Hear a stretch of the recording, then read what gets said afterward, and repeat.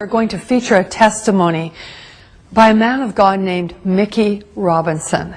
You're going to be absolutely amazed when you hear this story, because he was in a plane crash that literally destroyed him. In fact, it killed him.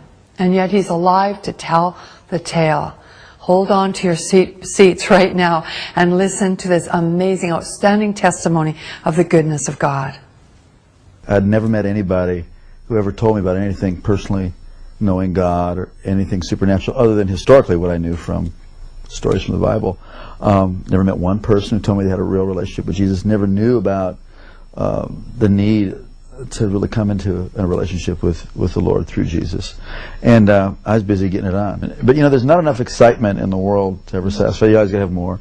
And I like stuff that was edgy, you know, skiing, and I always liked aviation stuff. And so I started taking flying lessons. Then I thought it'd be more fun jumping out of airplanes. So I became a sport parachutist, and that really got me. I mean, I became obsessed with skydiving. It really consumed my life. My existence revolved around that 30 to 60 seconds in free fall and that 5-minute parachute ride. Then I had to do it again. It's like like a drug, you know. It's almost good. Like an addiction. Oh, totally. And then all of a sudden, one night, all that was going to change. Shortly after takeoff, I don't really recall much because I was kind of dozing off, sitting next to the pilot, or actually sitting on the floor next to the pilot where we moved the seats in this new aircraft. And I was awakened by a sound unfamiliar to me. It was the sound of the motor going completely silent. Uh-oh. And the pilot turned to me and he slapped me. He says, "That's it, we're going down." So we just pitched forward and we plummeted straight down at over 100 miles an hour. And what was seen out of the cockpit, and this was told to me, I don't recall this, but we were going straight to the ground and we're headed right towards a gigantic oak tree. We did hit that tree going, like I said, over 100 miles an hour, and my face stopped my body going 100 miles an hour. So then the airplane cartwheeled on its wings and slammed into the ground. If you see pictures of the aircraft, it doesn't look like anybody could survive this.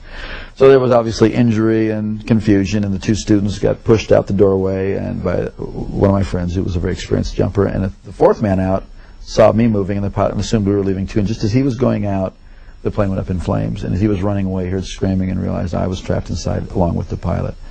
And this brave man who was my friend and went back in the plane and saw me trying to escape where the wing had been torn loose from the airplane, but I was stuck, and by something on my equipment or my clothing, it was caught, and I was soaked with fuel, and it was on fire from head to toe. Wow. And just like you see in the movies, a person whose whole body was engulfed in flames. And this is where God did the first miracle. This man grabbed a hold of my parachute harness and with his bare hands tore that loose. It's 2,000 pounds tensile strength in each one of those straps. Wow. Pulled so hard he pulled his thumbs out of his sockets, dragged me away from the plane and slapped the fire out. It kept reigniting, and then he tried to go back for the pilot and he couldn't. He was burned alive. Well, they rushed me off to the hospital. Obviously it was horrible, and they rushed me off to the hospital and saw that I sustained very serious injuries. I had a brain injury. I had burns over a large portion of my body. I had to find out my eye was blind, my right eye was blind, and you know, tremendous cuts, and you know, this shock of, you know, that crash. They told my family I was going to die. They told my sister to come that day because I was not going to be there in the afternoon.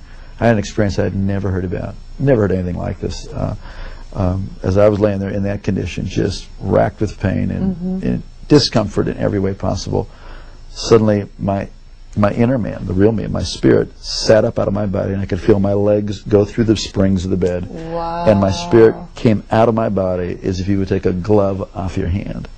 And instantly I was in a spiritual world. Instantaneously I knew this was the real world.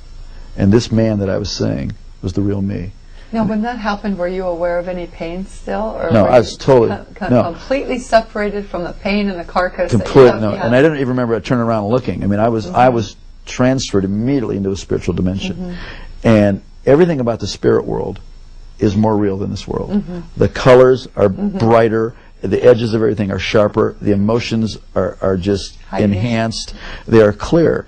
And instantaneously, the thing that really struck me the most was there was a complete absence of the awareness of time. Everything in this world is relative to time. You know, you got up this morning, you'll go to bed at night, something is old, something is new, it will get old, something is born, it will die. Everything in this plane, in the physical plane, in the natural plane, is relative to time. But everything in the spiritual plane is relative to eternity. So what had been natural to be aware of time was totally gone. And I was totally aware of eternity. It is shocking. It is stunning to be conscious and to know what eternity is. Also, logic and reasoning doesn't happen there. Based on the sum total of all my intelligent thoughts that I've learned. You know, I've had a death and I'm in the spirit world. It's like you just know that you know that you know. It's like having a revelation constantly, and it was incredible. And I knew I was traveling. I could feel, you know, that I was traveling. And as I looked ahead, there was this pure white light. It was whiter than the whitest snow and brighter than 10,000 suns. And yet I could look right at it, and it was compelling. And it was like I was being towed. I was being towed like a tractor being. And as I was looking, I could feel this anticipation. But then simultaneously to that, on my right side, I could feel something, and I looked, and there was this blackness sweeping. Now this blackness, as I looked at it, instantly I was aware of its complete nature. It was eternal, like I was experiencing eternity. It was without any matter. It was without any life. It was void, and it was forever non-negotiable, cut off from the source of all life. And the more that I looked at it, the faster it would sweep, and the more that occurred, the more intense the feeling of the nature of being cut off and sealed forever and separated. It is horrific. Horrific. You would not. I used to never be able to stand to be near anybody who could say go to hell after that, because you wouldn't want the worst person. You wouldn't want Adolf Hitler, Bin Laden, Saddam. You wouldn't want any human being to ever go in there. It was so horrible. And as that was sweeping, it got down to, it was eclipsing this light. So there was just it was like you're in a room and you close the door, a dark room, and there's a little space between the door and the door jamb. It wasn't a doorway. This was a real place that I was seeing and that I was feeling. And as it was closing, it was eclipsing, and now I'm standing on the very edge, the precipice of eternal separation. And I scream out of my spirit, I'm sorry, I want to live. Give me another chance. And just before that was to close, I was standing in the presence of Almighty God. Whoa. And instantly I knew I would never die for eternity. And that's mercy. It's unbelievable. Wow. And instantly I knew that this being who was off on this side of me, who I didn't see, but I was standing in this river of golden radiation. It looked like a moving river of golden light. And this river went that way, it went that way, it was underneath me, it was going right through me. And this river was alive. I don't know how to describe it, except that this called the river of life. This river was alive, and it's going right through me, and I'm more alive than anybody can imagine. I mean, this is the height of the experience of life. It filled up with life, and somehow I knew this being was going to take care of me for eternity. I didn't see the New Jerusalem. I didn't see any angels in heaven. I didn't see any people who had gone before me.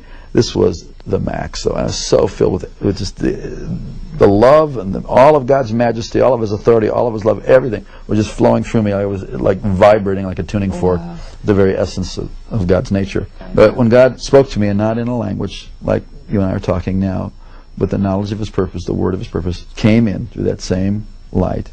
And I was taken back to the same way I was, like being reeled in like a kite, and I went down through space and time, this dimension.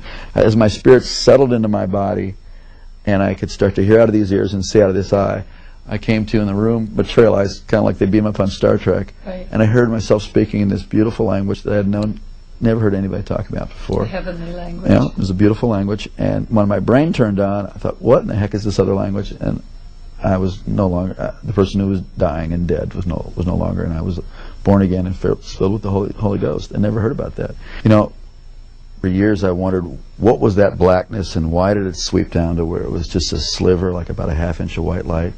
And years later, God revealed it to me. It was really a historical record of my life. That for all the years that I had lived, I was in darkness, and God gave me a space to cry out to Him.